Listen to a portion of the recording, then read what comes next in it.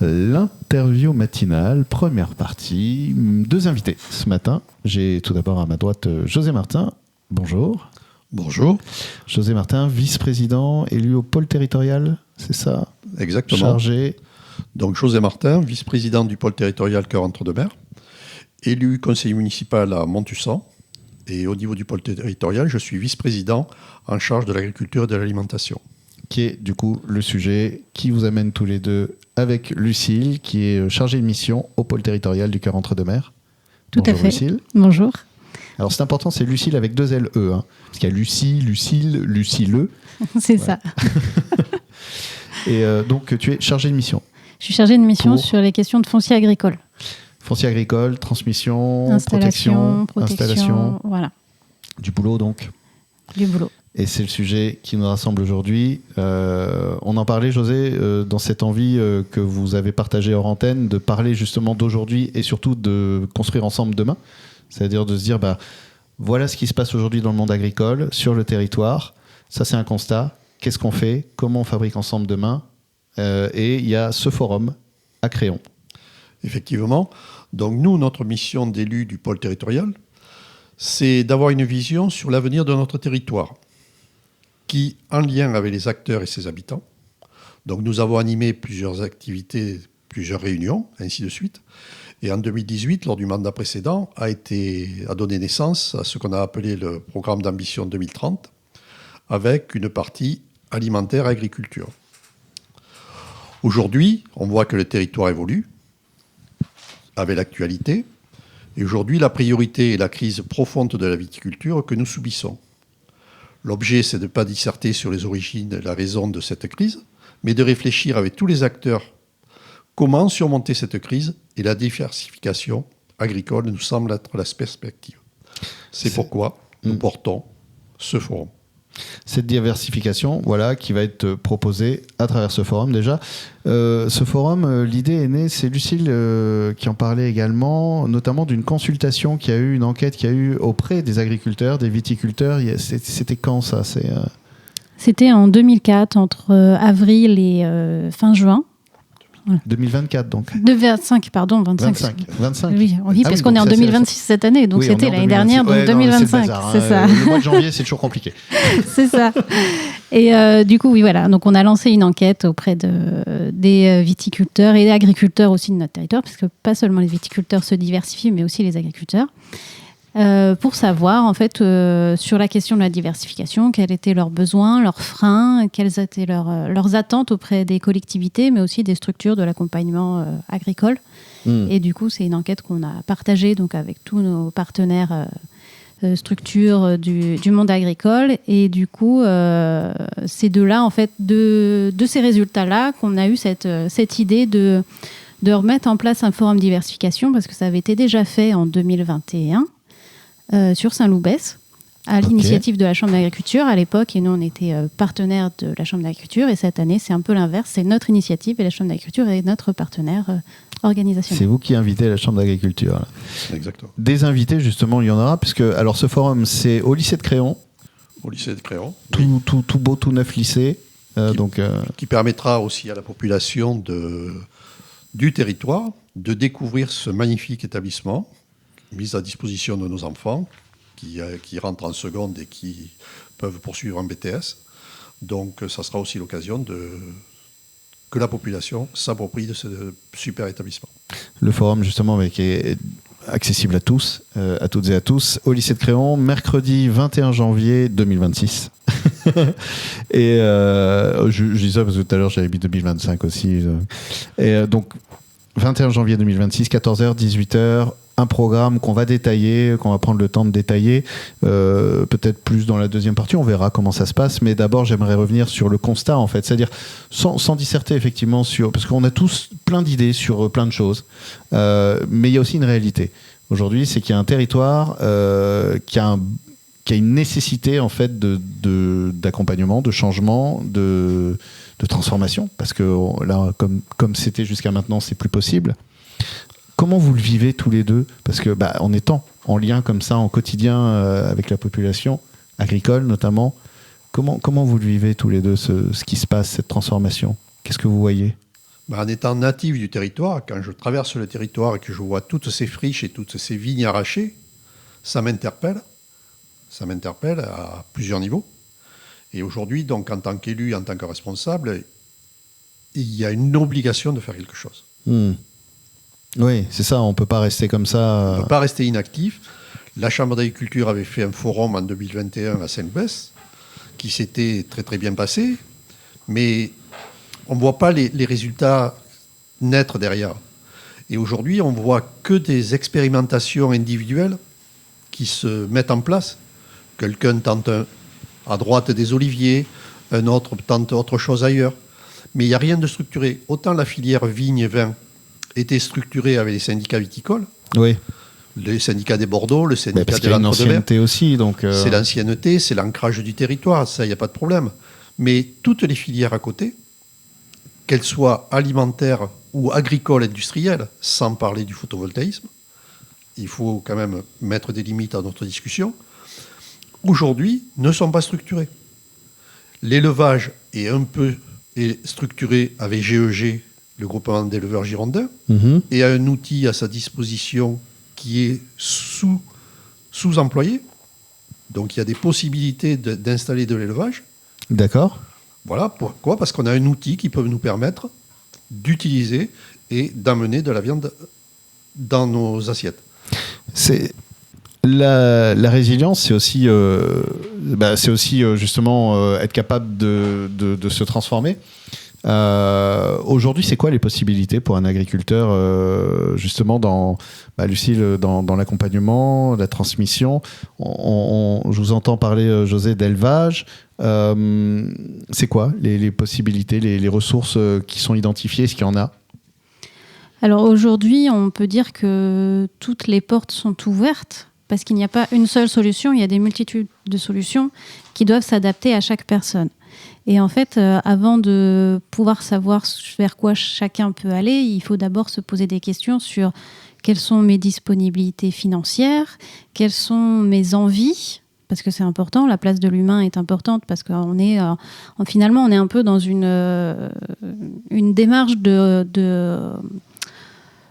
changement de vie, entre guillemets, parce qu'on devient on va un pas faire nouvel... quelque chose juste parce que c'est du business. Voilà, c'est aussi c'est des ça. métiers de cœur. Enfin, quoi qu'on en dise, si on supporte pas les moutons et qu'on nous dit, on s'invente va pas faire éleveur du jour au lendemain. Voilà. Donc il faut aussi trouver ce qui correspond à sa personnalité, mais il faut aussi trouver ce qui correspond à son terroir et à ses terres disponibles, ses parcelles, parce que la question de l'eau, par exemple, est très importante, mais la question aussi agronomique de la qualité de ces terres. On ne peut pas mettre tout n'importe où et n'importe comment.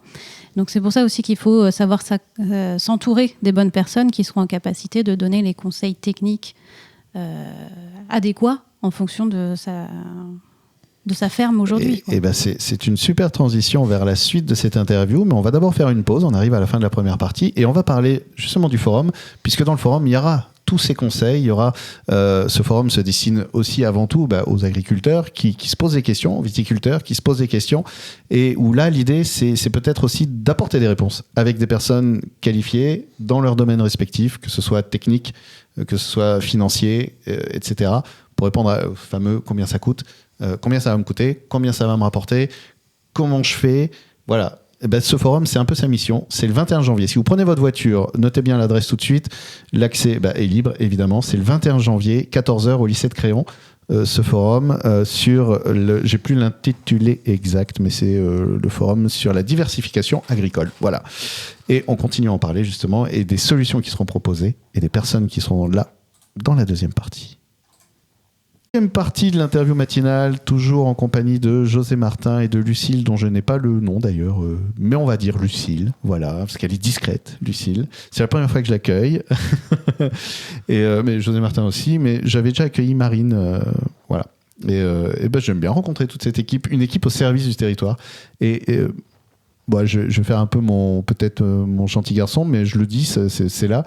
Ce que j'aime, c'est qu'on sent que c'est pas une posture, c'est une réalité en fait. Et on en a parlé assez en off. Il y a une vraie émotion de ce qui se vit, de ce qui se traverse aujourd'hui et de l'envie d'aider en fait, de se mettre au service de ce territoire qui en a besoin. avec notamment ce forum. On en parlait sur la diversification agricole, qui est une nécessité aujourd'hui. On ne va pas faire semblant d'attendre que le vent arrête de souffler.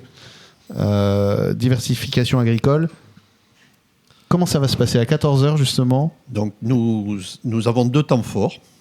Premier temps fort avec la SAFER qui va faire un point d'étape pour expliquer où en sont les surfaces arrachées par rapport aux 22 000 hectares de vignes qu'il y avait. Aujourd'hui, on est à plus de 6 000 hectares d'arrachés, mais on ne sait pas tout. Et donc, aujourd'hui, voilà. Aujourd'hui, on est quasiment à un quart déjà. Et... Voilà. Donc on fait un point d'étape. Ensuite, il va y avoir 3 témoignages.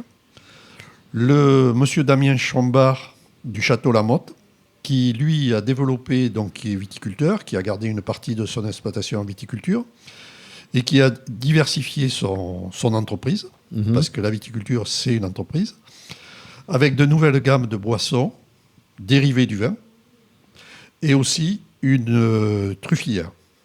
Oh, une truffière. Oui, une truffière. Voilà. Et bien entendu... Des truffières avec les truffes et les cochons qui vont chercher les truffes? Alors, pas les cochons. Il a un super chien. Ou les chiens, ouais. On l'a rencontré. Il a un super chien qui sait hyper bien découvrir les truffes. D'accord. Et bien entendu, leur premier axe de travail, ça a été le no-tourisme. Oui. Et ils ont développé un gros travail sur le no-tourisme. Donc, monsieur Damien Chambard nous expliquera tout ça, avec bien entendu les difficultés, les rencontres, les opportunités qui ont eu lieu et ses espoirs de continuer de travailler là-dessus. Deuxième témoignage, Thomas Solan, de l'EARL Leclos d'Arnaudet, qui lui est à la tête d'une exploitation viticole, biologique, diversifiée, et lui fait de l'élevage bovin-viande. Mais aussi, il est en train de tâter l'olivier. Et il est également président de la cave coopérative de Rosan. Donc lui aussi nous expliquera pourquoi il est parti là. Voilà, on a une vision un peu plus large.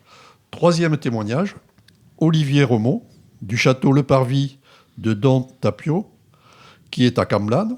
Lui, il est à la tête d'une exploitation viticole biologique diversifiée depuis une quinzaine d'années. Et à côté, il a monté des ateliers de maraîchage, de poules pondeuses, de brebis. Il commercialise ses produits en circuit court et approvisionne des cantines scolaires. Et il a été reconnu au niveau du département comme ferme départementale. D'accord. Donc voilà nos 3 principaux acteurs. Tout ça, ça sera co-animé avec M. François Rocher, qui est le directeur de la Chambre d'agriculture au niveau de la diversification. Et moi-même, nous animerons ce débat. La diversification, parce que c'est ça, l'idée, c'est pas de dire on doit tous arrêter de fabriquer du vin, c'est plutôt de dire on peut peut-être faire autre chose à côté. Et c'est ça aussi, justement, c'est le mot un peu à la mode, la résilience, la résistance, c'est dans la diversification aussi. C'est-à-dire que l'idée, c'est pas de dire arrêtez de faire du vin, en fait, c'est de dire comment continuer à faire du vin, presque. L'idée est la suivante. Moi, aujourd'hui, j'ai 70 ans, je me rappelle du territoire quand j'étais gamin. Ouais. Il y avait beaucoup moins de vignes. Eh oui. Il y avait beaucoup de vignes, il y avait beaucoup d'animaux. Il y avait des vergers. Il y avait des agriculteurs alimentaires. Aujourd'hui, on est parti sur la filière vin parce que c'était une filière économiquement porteuse. Le territoire en a bien bénéficié. On ne peut pas reprocher d'être allé vers le vin. On ne peut pas le reprocher, c'est naturel, c'était économiquement intéressant. Bon, aujourd'hui, on est un peu dans le mur. Et en étant dans le mur, il faut voir qu'est-ce qu'il y a derrière. Et nous, en tant qu'élus, on a une responsabilité d'animation du territoire. Et ce forum sera l'occasion de discuter de quelle filière mettre en place ensemble sur le territoire. Avec aussi, quelque part, cette réponse à une question de l'autonomie alimentaire, parce que c'est une question qui arrive aussi et dont on a pu s'apercevoir qu'elle était fragile, cette autonomie. Donc c'est peut-être l'occasion de participer justement à la résistance du territoire et à l'autonomie.